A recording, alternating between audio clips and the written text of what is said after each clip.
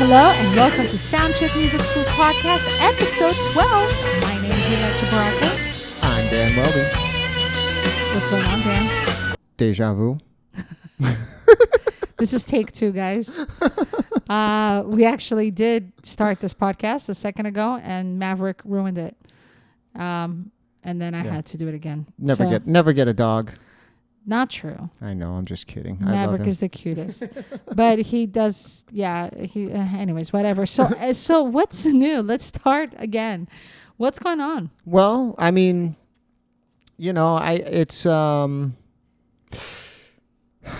is a little mundane sometimes right now, and we are still dealing with the pandemic, COVID, and and it's it's a little bit just.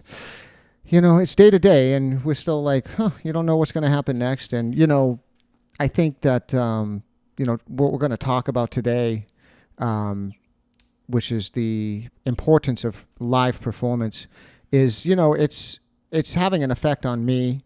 And I'm sure it's having an effect on all of my musician friends and any musician out there in the world who loves to perform and loves to get out there and do it, because there is something about it that's very special, that's very unique. You can't get what you get when you're on stage performing any other way. At least I haven't got it any other way. Yeah, definitely. And the one cool thing about this whole situation is that a lot of musicians around the world, famous and not, have actually been extremely creative and have taken advantage of the situation and created these virtual performances that we've all been very lucky and fortunate to see.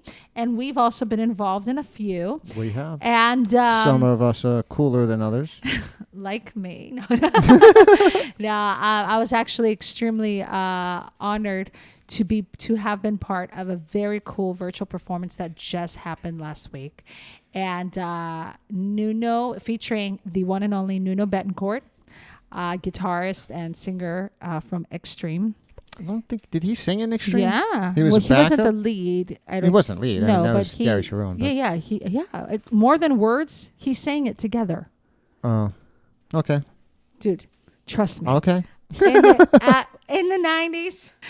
Okay, so basically I had the honor to be part of this virtual performance that was televised on Access Television channel, and they have a series called At Home and Social, and it's a concert series that I guess they invite guests every time, and those guests invite other famous guests and create this incredible lineup of musicians, and they have a virtual concert.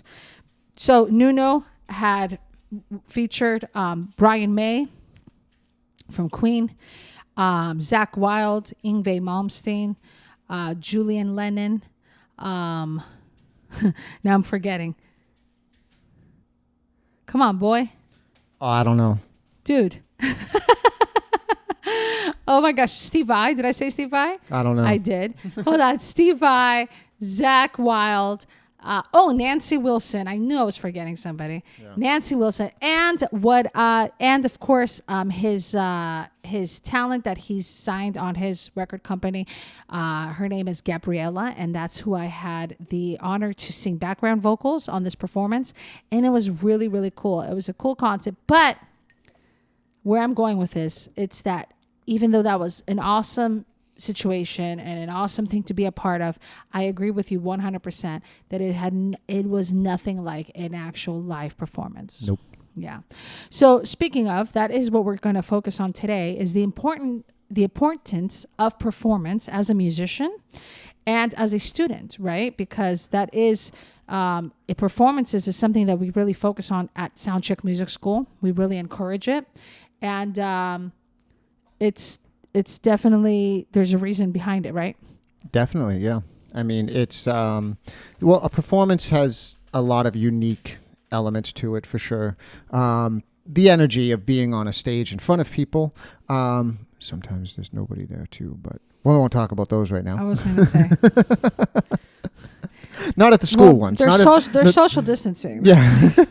No, but No, at the you know, school. the energy of being on stage with your peers, assuming you've rehearsed with them. Most bands, it's that situation. You've done all this rehearsing and prep work, and this is when you finally get to just get out there and do it. And it's, you know, there's the energy of that is just unique, and you can't really find it anywhere else, at least in the music world. The live performance is a unique place.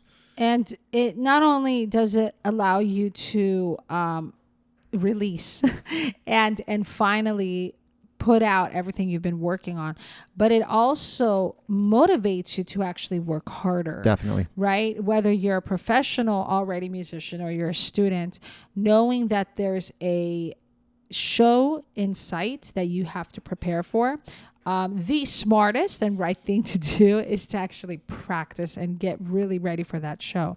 So it does create a definite motivation. Right, a sense of urgency. A sense of urgency, yeah. And rather than not having anything to look forward to. Definitely. I can easily get lazy if I have nothing on my plate. And, you know, so I do like having things coming up. I really don't have anything right now. I have a possible thing happening. It will be another one of those virtual things that we're talking about with this band I played for a long time with, Damn Hippie Freaks. Hippie Freaks. Yeah, but that was just a call I got the other day. It's still not even like, this is happening yet. So it's still just trying to figure out if everybody's involved. But I'm sure already you've been kind of listening back to the songs and like mentally preparing like for the possibility that this may happen. Yeah. So I should prepare. Definitely. And for students, right? So we noticed, so this is what happened with us. And this actually validated so much as to the importance of performance. Dan and I both come from a very heavy performance world that both of us love performing, and we have been performing for many years. And that is our passion. In addition to teaching, of course, but performance is definitely up there. So when we opened up the school, we performance was part of the deal. Like we offer live performances, and since we've opened, we've done live shows every 3 live shows a year. Right. And the students love them. The parents love them. The students love them so much that they end up, that's all they love. Yeah, exactly. When's the next show? When's the next show? Right. When is the next show? That's all they care about. And oftentimes you have students that don't know if they want to be part of the show. They're either shy or scared or whatever. And then once they do it once, that's all it takes. Yep. They're hooked. Yeah. So when this whole pandemic hit, we were actually in the middle, actually so close to the end, close to the end of our season that we were going to have our show, and suddenly everything stopped and all the venues closed, everything closed, live music got banned basically. And it still is. And we had to postpone our show. Well, now our show, that show specifically is completely postponed indefinitely. Yeah. In fact, it's safe to say that it's not probably canceled because some students actually left. Yeah, I mean, everything's just changed so much with the school. And we do offer a live band performance program where kids are placed in bands with other kids and so on. So like a rock band kind of thing. So a lot of those bands have now been changed. Yeah. So where I'm going with this is that we had to pause that aspect. We had to consider that there is no show soon. And then we started realizing how the kids were getting lazy. And it was taking away the magic of music in a way. Sure, yeah. Well, there's no goal. I mean, and so goal. It's like, and all of us, I think, in this world got shook by this whole thing that happened. And for the first month to 2 months, maybe it's probably going to be different for everybody, but it was really just what the hell is going on? And just everything was just so confusing. I mean, there's still a lot of confusion, I think, in this world about what's going on. More confusion than anything. But when it first happened, it was just like, all of our lives essentially went on hold in a way. I mean, we kept working and we kept doing our lessons online. When we started all that stuff, but it was just like the whole groove that we had going at the school, and even our vision for the school as it was growing, because as a school, we were growing at this point. We were about 2 weeks away from expanding the school. Yeah, it is true. Because we were reaching capacity and we were getting to this place where it's like, okay, we start getting a few more calls here. What are we going to do? So anyways, it just, everything just kind of went on hold. We kind of kept the band program going Just for a few temporarily weeks, because we yeah. thought that the show was actually possibly still going to happen. We're like, okay, so we shut down for 2 weeks, and then Because that was the initial that was the order. initial order, right? So we were thinking, okay, 2 weeks goes by, we do this for a couple of weeks, and we got on it, but then that turned into a month, and then it eventually turned into 2 months, and then after I think around 2 months into it, we were like, you know what? I don't know if we should be doing the band program anymore because it was not really the same thing. It wasn't providing the same stuff. No, at the end of March, I said, let's put the band program on hold and let's see. Okay, when so we're it was gonna, at the end of 2 weeks. Yeah. It was at the end of the 2 weeks because we realized that April show is not going to happen at that point because beginning of April, Lucky Strike, which is where we were going to have the show, was not going to open. And we just knew at that point that it was safe to say that, okay, show is not coming. Show is not going to happen in a few weeks. Right. It's going to take a while. Anyway, so just forwarding here, now we realize the importance. Well, we always knew the importance, but now it became very apparent because, like I said, a lot of students lost motivation. Students that are still with us are just a little bit on the lazier side, and they lost the spark of like, I want to jam with my friends. I want to do something. No more pressure. Yeah. So we decided to come up with a different online band program where the kids are rehearsing virtually. Which makes it extremely challenging, but it's somewhat doable. And then we're going to be offering them a virtual video performance like the ones that have been circulating, like the one I did with Nuno, like the one you did with Time and the Dragon and all that. So here we are bringing back in the performance aspect because of how important it is. Yeah. So, but again, this is not going to be. It's not going to be the same thing as performance, but this is going to be almost more it's a like goal. it's a goal. It's going to be goal. more of a studio session, And the thing with this whole the pandemic that's going on and stuff too, it's really making us envision elements of the school. We never did online lessons before this. Now, and then we immediately went all online. And now here we are. We've opened the school, and we do have a few people that come in. But the online lessons at SoundCheck Music School, they're never going away. No. They're going to be around forever, and we're going to offer them consistently. And I don't think we would have ever done that if this didn't happen, And I also think that this new way that we're doing the band program, not that it will take the place of the old band program, but I have a feeling if it goes well, I have a feeling this is going to stick around too, and it could possibly be a different way. It's almost more of a studio recording and video aspect of music, which is a very legitimate thing you need to be good at. And it's a different mindset, and it's a different set of skills that need to be done. So I have a feeling that we will be successful with this program, and that also it will continue, and it's going to be in tandem with the live performance.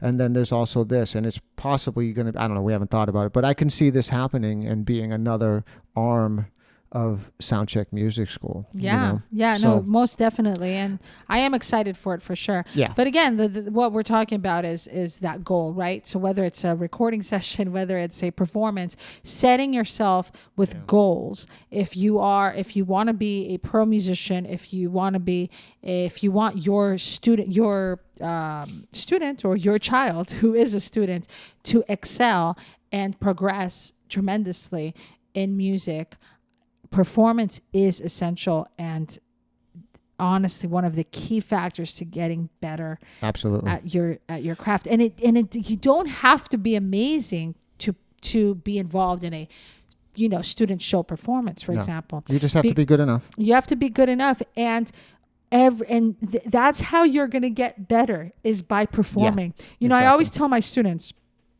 there's tons of things I can teach you in the lesson room.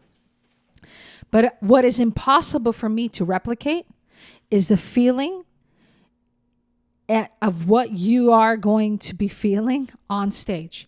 There's no way I don't care whether I put you on that stage with no audience, whether I put you on a, make the room look like it's a stage. I don't care how many lights I shine on you. I don't care if you're rehearsing with a band in our rehearsal room.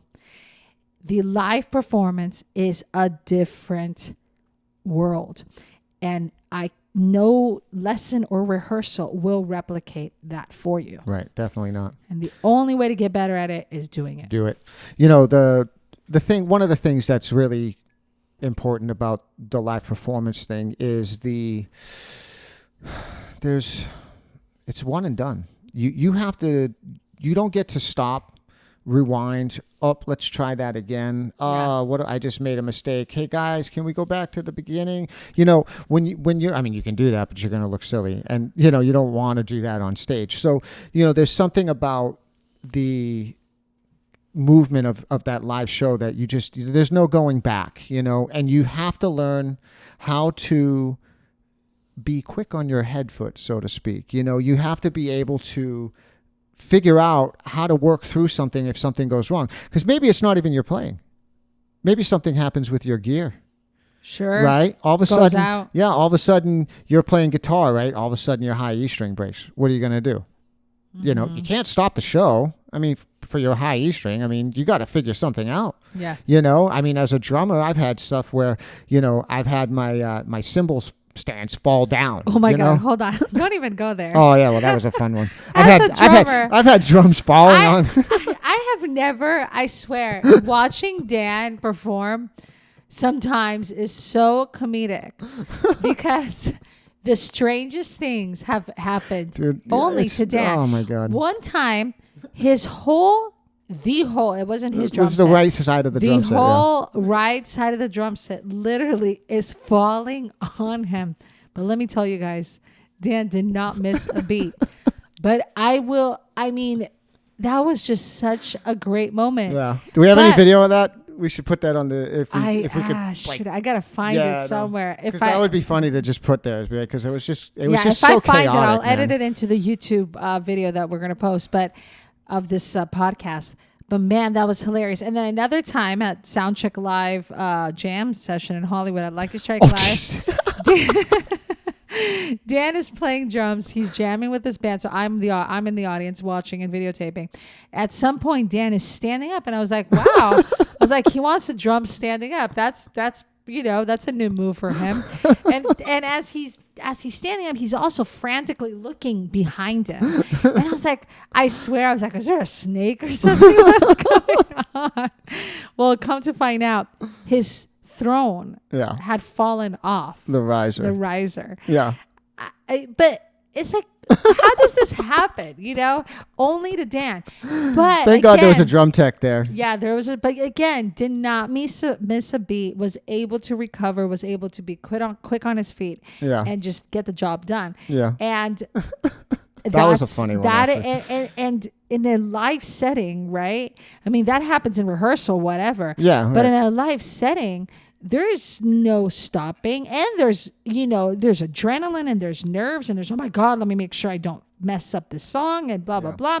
And oh my God, you have like a lot of people watching you at the same time, and there goes a drum set falling on you.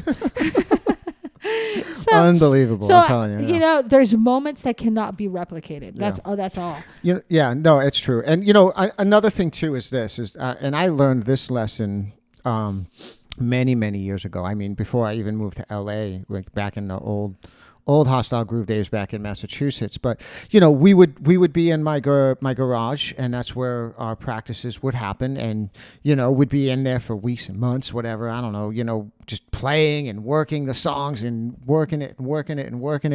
And then we would go to the venue to play, and then everything is just different. Right? Yeah. The sound is different. The feel is different. And the floor that, as a drummer, right? So the drums sit on the floor. Some floors, like some drum risers, are bouncy. And it's like, and now all of a sudden you're You're drumming on a waterbed. Yeah, I mean, it's not quite that much, but it's got it's not a very sturdy surface. And now all of a sudden that causes the drum set to move a little bit because I'm an aggressive player, right? So, but the thing is that you're an aggressive man in general. Each room, each venue, each place that you go and perform live. I mean, listen, I've played in backyards. I've played in people's basements. I've played in some really weird places.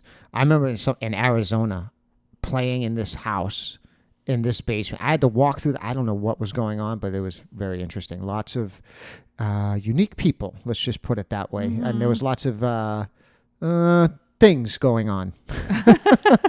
But anyways, and then we had to get down into this basement. I don't even know if I know the story. I never really got into it, but but literally it was like we were down in this basement. The ceiling was so low that I'm like 5'7" or 5'8" or something like that. I could barely stand, right? And where we were was a pretty high altitude, so the oxygen levels were thinner. What the heck? Yeah, and I was just like, I was so out of breath, could barely breathe. Plus we're in this dungeon basement thing. That was with Hell Hath No Fury with Sean and Leah. But anyways, it's just, you just never know where you're going to end up sometimes, especially going like little tours and stuff. But the thing is that, when you become more of a pro. Well, definitely. Yeah. Because now all of a sudden you're like, okay, what do you got for me today? That's the thing. Like the more you experience, the more professional you become, there's a saying that says, what makes you an expert? Well, this, I don't know how much this transcribes to what I'm trying to say, but like, what is it? The more mistakes you make, the more expert you are. What is it? Yeah, I don't know. Anyways, it doesn't matter. But the more situations you experience in a performance setting, whether that is mistakes you make and you're probably not going to repeat again, or you'll remember for next time not to repeat, or hopefully not to repeat, and the more odd situations you find yourself in, more venues you perform in, because again, like you said, every venue is completely different. And even if you perform this same venue, sure, yeah, every time it's different. Definitely. Right? It could be because a different sound guy. It could be just the vibe, something in the air. Definitely. It could be the amount of people, right, that will influence the sound in the room. Yeah. So many elements could be different that will make the whole experience different. Definitely. So, but again, every time that only gives you the opportunity to become better, because you're able to adjust according to the circumstances. Yeah.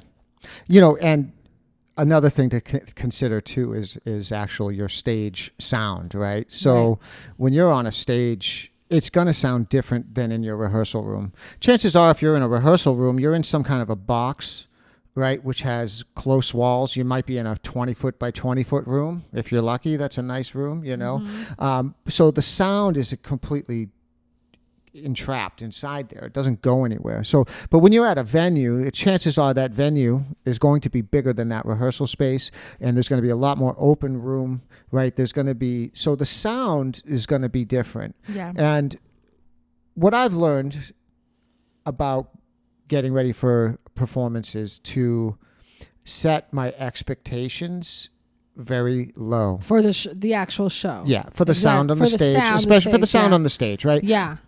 Excuse me. I've learned that just don't expect anything to be good.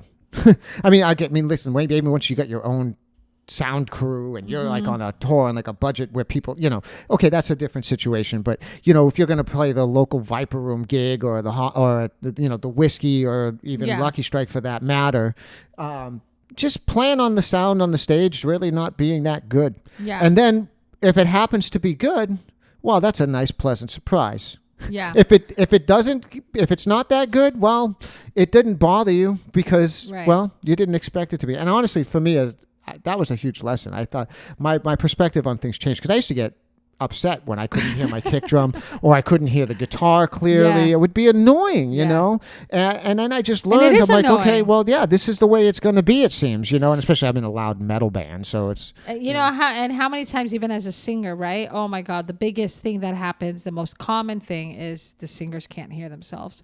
And I can't tell you how often I've seen live bands, other local live bands, that the whole time through that 30-minute or 45-minute set, the singer is complaining out loud to the sound guy that they can't hear themselves.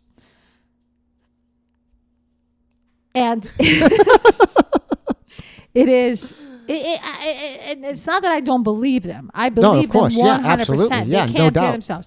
But at some point, you just give up on the idea of hearing yourself. Exactly. And you just have to adjust to the circumstances, and you have to just move on. Because honestly, if the sound guy has not fixed it by the second song, guess what? You're going to finish this 45-minute set without hearing yourself.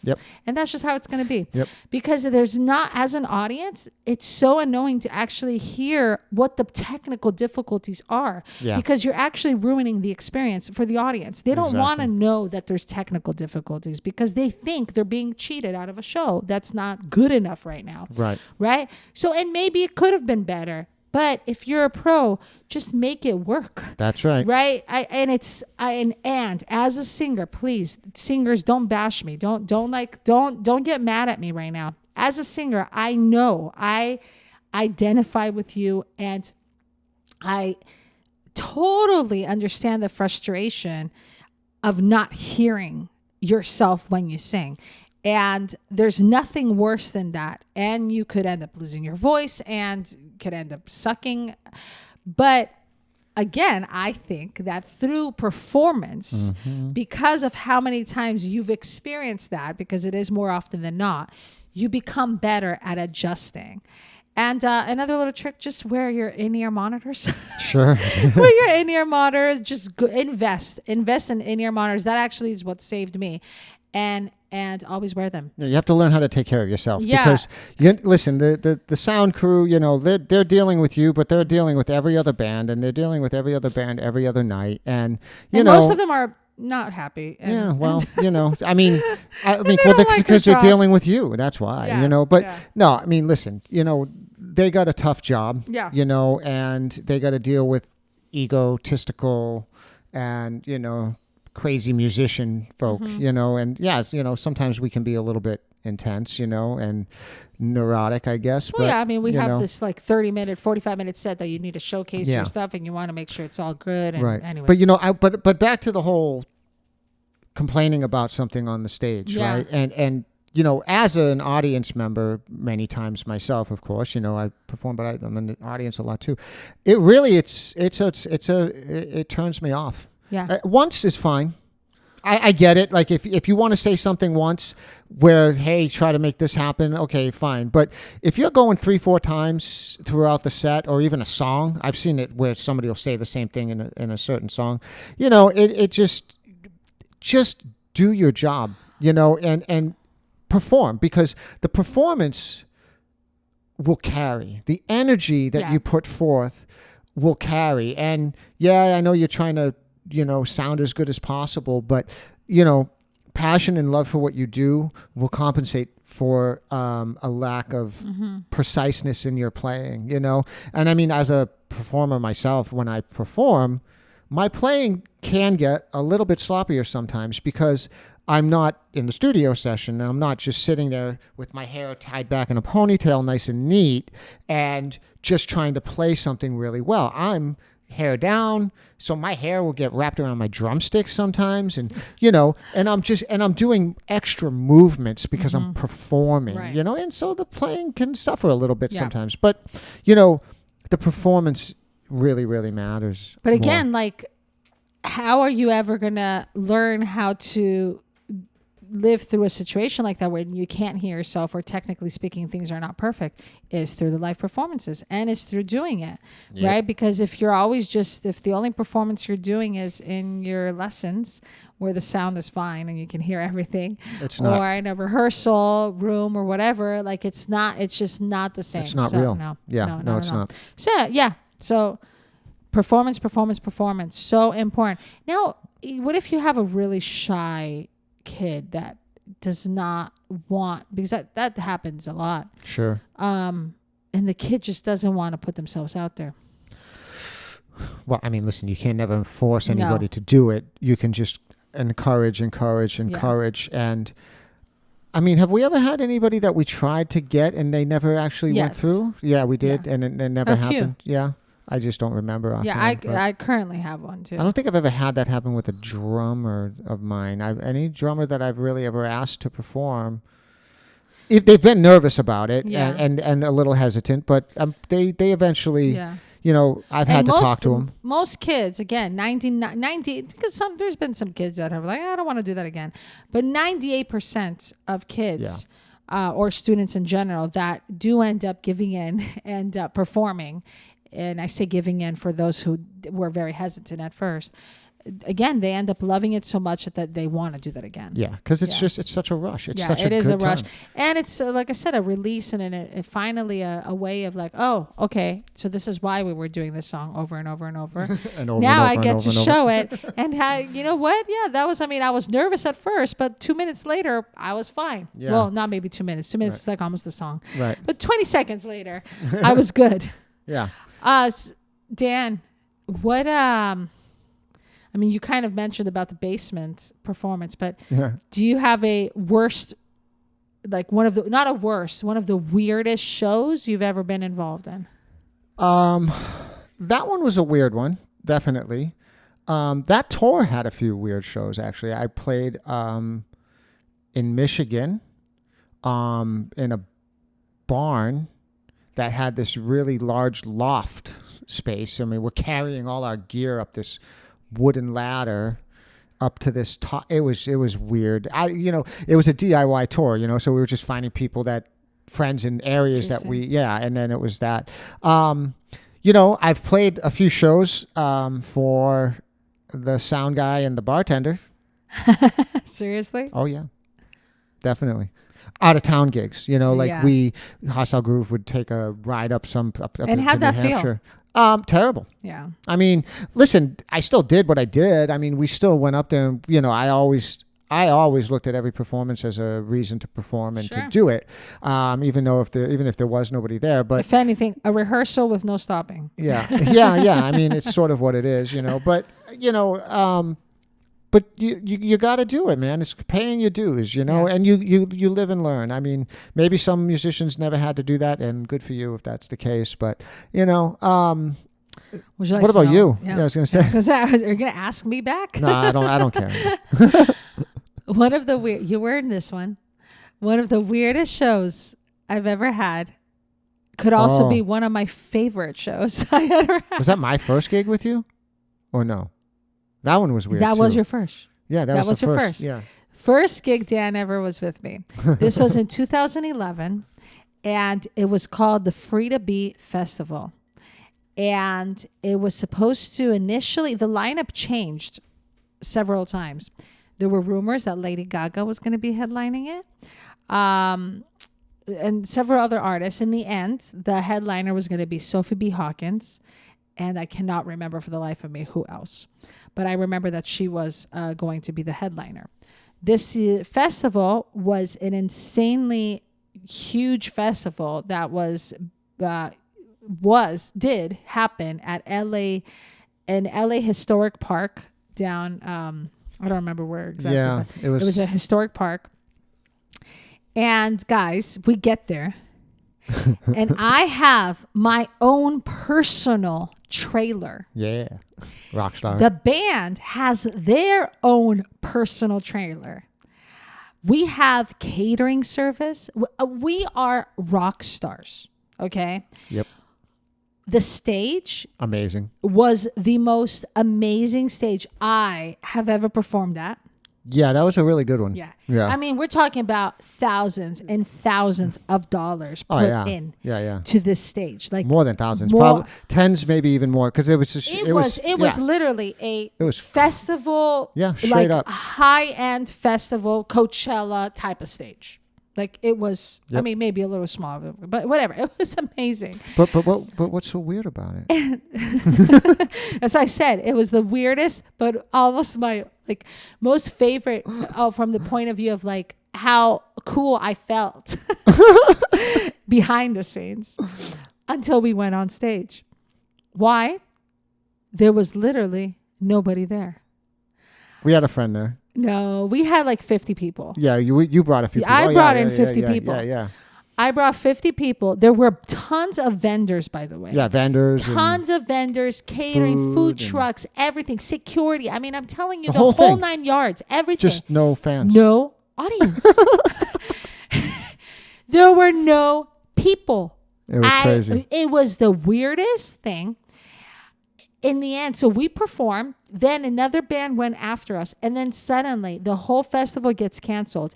And in the meantime, get this, the whole day was the most beautiful day ever. Yeah. And the minute so after us, somebody else performed. And then after that, they just shut down the festival because literally there was nobody there. There were nobody. People. Nobody. And suddenly, from this beautiful sunny day, the minute the show stops and they cancel, freaking thunderstorm. It starts raining. It was the weirdest thing ever. We ended up finding out the next day because we called the company that we were in contact with, like, what the heck was that? What just happened? Right. And the person we were dealing with apparently got fired. Or the organizer, because somebody dropped the ball. I have no clue what happened. Yeah. This day we don't know, right? No, yeah. I don't. And it's such a shame because it truly was like such an amazing stage. And it was so exciting to be part of such a cool that was fun. thing. Yeah. But that was the weirdest. I got a lot of free drum heads that day. Yeah, you did. the sound crew. You did. Yeah, this guy was like, "Hey man, I got all these extra drum heads. You want them?" I'm like, "Yeah, of course." And they were like used like once. He's like, "Yeah, man, these drummers play on these things once, and then they refuse to play on somebody else's drum heads." So I got like a stack of like 30 drum heads from like 10, 12, 13, 16-inch heads. I was like, "Yeah, score." That was great. So payday. What about one of your favorite shows you've ever played? Oh boy, a favorite one. Man, I haven't thought about it in a long time. I probably the Hostile Groove CD release show that we did. Whatever. Back in 2003 at the Whiskey A Go-Go. Yeah. I think that would probably be among my favorite shows that I ever played. That was a great night. We had a lot of fun. And we had that place packed. We sold we had like 500 people there to see us. It was awesome. We jam-packed that place. I'm trying to think of mine. Well, you just kind of said the last one was your favorite too, right? Yeah, it was, but it sucked that there was no audience. One of my favorite shows. Yeah, I really liked playing what's Nokia Club, or what is it called now? Club Nokia. Oh yeah. I don't know. Sprint. Kodak. I don't know what it's called. I know what you're saying though. But remember the Terragram Ballroom gig? Yeah. That was pretty neat. That was good. We had a lot of people. Yeah. I've had some great shows. I've had a good turnout. You always have good shows. Yeah. Because you promote like crazy. I try to. No, you don't try. You succeed. I have you're great promoting. fans. I have great fans. Yeah, you do. Well, yeah, you do have great fans, but you also work it. Yeah. You're not lazy. No. You work harder than anybody I know. As far as doing in that. your circle. For your own band. Sure. Well, I mean anybody that I know. Yeah. Right. Okay. Yeah. But but you've always made great shows happen. Well, thank you. Oh yeah. Well, hey, you deserve it. Thank you. I saw how you did it, and very impressive. Yeah, very it sucks impressive. that hasn't happened in a while. Yeah, I know it's tough, But hey, it'll come back. Yeah. Once I don't know. Well, we got the baby coming. Now we have so much. Well, thankfully we're in a pandemic, so I can't really say, "Oh, I'm not doing anything," because I can't really do anything. We're not allowed to perform. So, but now we are expecting a baby. Yeah. So it's yeah. Well, listen, we're still not I don't even know when live shows will resume. Sure. So at this point, by the time live shows resume, baby will be in college. Oh boy. No, but I'm not too worried. I definitely will not. Performance is something I love doing that I could not possibly imagine myself not performing ever again.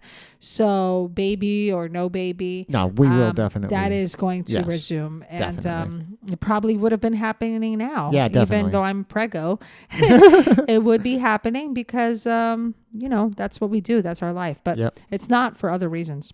Right. Yeah. Very cool. So should we I move think on? So. Yeah, I guess so. Okay, guys. Well, let's move on to our trivia. Woohoo! Again, we are doing Rock and Roll Triviologies, a board game from 2003. And with the most odd questions that I always ask because I barely know the answers. And plus, it's fun to make Dan look stupid. Yeah, well, I do usually do a pretty good job of that on my own, but Nah, with you've actually been doing pretty with good. with your assistance, I excel. You've been doing pretty good lately. Okay. Oh my God. You're not going to know any of this. Oh no, try me one. You want 90s, 80s, 70s, 60s, or 50s? 90s. The Bodines hit song Closer to Free went to number 16 on the charts in 1996 and was the theme song for what hit TV show? The Bodines. And what's the name of the song? Closer to Free. And it became, I'd never even heard of the Bodines. That's what I said. How do you spell it? Bodeans. Huh. TV show 1996. I have no idea. Party of Five, which that sounds... I've never even heard of that. Oh, for me, for some reason, that sounded familiar. Nope. I don't know where I was at that part of 1996. All right, let's try something. What the heck? Okay, you're not going to know this one either. Oh, good. This is fun. Who played the piano solo in the 1970 version of Layla for Derek and the Dominoes? Isn't that Eric Clapton, Layla? Well, Eric Clapton is Derek in the... he's... Oh, that's him? He was in that band, yes. Oh, okay. But he's a guitar player. Okay, Who's the keyboard player? I have no idea. Bobby Whitlock. Yeah. Come on, you don't know Bobby Whitlock? Nope. Never heard of him. That's funny. This same card has another Eric Clapton. Can't Find My Way Home was recorded in 1969 while Eric Clapton was with which group? Blind Faith, Cream, or Derek and the Dominoes? 1969. Which band was he in? Cream. Blind Faith. Yeah. So 1969 he was Blind Faith, but 1970 he was with Derek and the Dominoes? I don't know. Interesting. Alrighty. Slow hand. Alrighty. Good. You're picking all the good ones today, huh? I don't like this. Oh, boy. This band's 1976 greatest hits album became the best-selling album of all time. What the hell? The greatest hits of... So the album, the greatest hits... 1970. So basically, which greatest hits album in 1976 that was the best-selling album of all time? Which bands? I have no idea. Temptations? The Eagles. The Eagles, their greatest hits, 1971 to 1975. Oh. I'm not even asking any more of these questions on these cards because they all suck. I am looking at the answers first. Okay, hold on. Maybe you know these. Okay, I'm going to do these last two, okay? All right. The album Surrealistic Pillow was released by this San Francisco group in 1967. I don't freaking know. Jefferson Airplane. Yeah, whatever. Okay, last one. I didn't know any of these. I know. This one you do. 100%. Okay. And we're going to end on a good note. Oh, good. On which note? C? I don't. C major chord. On September 14th, 2002, frontman Gavin Rosdale and No Doubts were married in a ceremony in London. Oh, yeah, Gwen Stefani. Yes. That was I don't know what that tune was that I just sang. That was an exciting. Man, those questions were horrible. That was, yeah. Horrible. I feel like ripped off right now. Well, you can make it up next time. Oh. Anyways, anything else you want to add to tonight's podcast? I don't think so. I mean, I can't wait to perform again. I know. And again, all you parents listening, if you are, make sure you encourage your kids to perform. Yes. It is extremely important and very much encouraged by us. Definitely. Please check us out at soundcheckmusicschool.com. There you will find our Facebook page, Instagram, YouTube, all that cool stuff. We are trying to upload these podcasts. We are filming these podcasts now and trying to upload them on YouTube. So you probably are going to see videos of those as well. And leave us comments anywhere on those platforms with what you would like us to talk about. We definitely would love to hear your ideas. And since we are running out of ideas. But yeah, definitely tell us what you would be interested in us giving you some our point of views. Sure. Okay, thank you all so much. Again, this is SoundCheck Music School's podcast, episode 12. My name is Electra. I'm Dan. Have a great night. See ya.